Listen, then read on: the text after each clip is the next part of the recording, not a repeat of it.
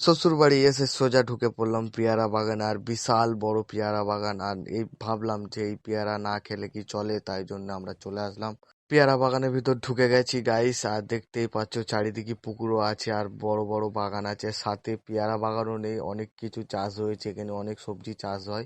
পেয়ারা চুরি করতে গিয়ে আমরা কি ধরা পড়লাম, ফুল ভিডিও ওয়াচ করলে দেখতে পাবে কি হলো আমাদের সাথে। আর আমরা পেয়ারা বাগানে ঢুকে গেছি গাইস।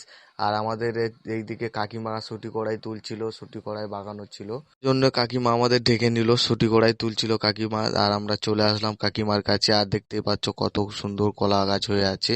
কাকিমা আমাদের ডেকেছিল যে কত সুটি কড়াই খাবি, তুলে খেয়ে নিয়ে নে। আর তোমরা সুটি কড়াই এই সিজনে কত খেয়েছো আর কি কি সবজি দিয়ে খেয়েছো কমেন্ট বক্সে এসে জানাবে। আর দেখতেই পাচ্ছ এখানে কত সুন্দর হচ্ছে ফুলকপি হয়ে আছে, সব এক লাইনে সারি সারি।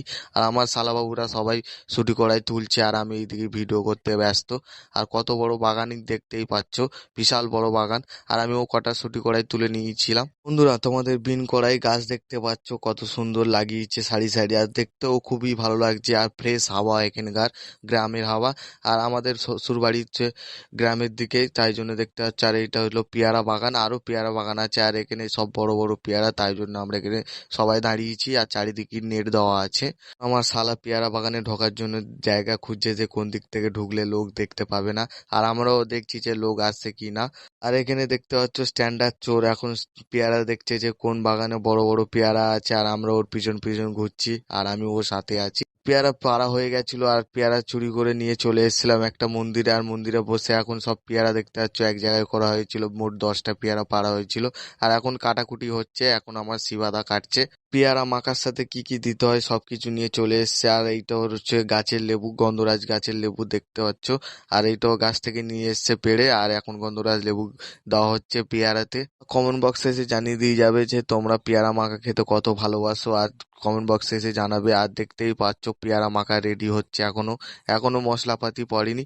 আর কাঁচা লঙ্কা নিয়ে এসছে, গুঁড়ো লঙ্কা নিয়ে এসছে, সব একসাথে দেওয়া হবে, দিয়ে মাখানো হবে। দেখতেই পাচ্ছ গাইস, গন্ধরাজ লেবু এখনো দেওয়া হচ্ছে। গন্ধরাজ লেবু অনেক রস ছিল। আর দেখো গুঁড়ো লঙ্কা কাঁচা লঙ্কা দেওয়া হয়েছিল সাথে, পেয়ারা মাখার সাথে।